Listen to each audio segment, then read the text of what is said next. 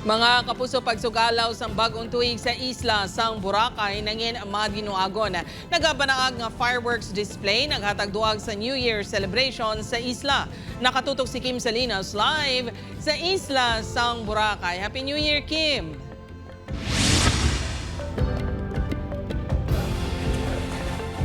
Jert, masobra din sa isna ka oras sa ginpatigayon ang New Year's countdown apang feel na feel sa gihapon diri ang New Year vibe sa isla sang Boracay.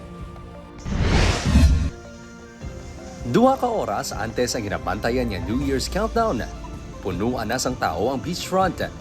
May mga turotot nga mabatian nga mas nagagahod sang nagahilapit na ang pagsugalaw.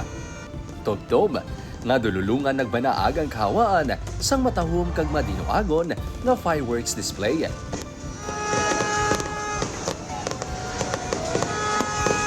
Wala man sang untat ang pag-wow sa mga turista samtang nagalantaw. Sobrang ganda po, sobrang saya. Magical, magical. Sobrang daming tao. Inaabangan nila yung mga fireworks. I didn't expect that there are a lot of fireworks. Great show. Nagpadayo naman ang kasadyahan pagkatapos ang fireworks display. Nag-enjoy ang iban sa beach parties kag fire dance performances. Fabulous fireworks. I've never seen anything like it. It's amazing. The fireworks, the people, all the Filipino people are so amazing. Nangin maulano ng unang nga kaagahon sang 2026. Apang nagdahaw man ini matapos ang pila ka oras.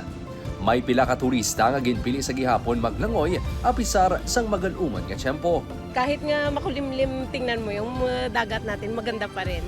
Nagpadayon man ang island hopping activities.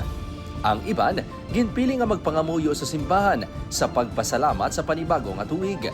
Unang araw sa bagong taon ay si Lord yung unahin natin. Opo, kasi the rest para siya ang mag-guide sa atin the whole year. Base sa assessments ng Malay LGU, madinalag-on ang pagsaulog sa bagong tuig sa Boracay. Very successful.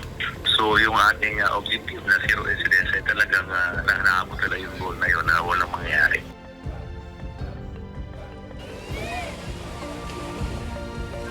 Jert, apisar natapos na ang mga aktibidad niya ginorganisa sa Malay LGU. Madamo sa gihapon diri sa mga activities, night-night activities nga mahimo ma-enjoy sa mga turista agod suliton ang ilang New Year experience diri sa isla sang Boracay. Jert, mga kapuso, sa liwat, Happy New Year sa inyo. Madamo gid nga salamat kag Happy New Year, Kim Salinas.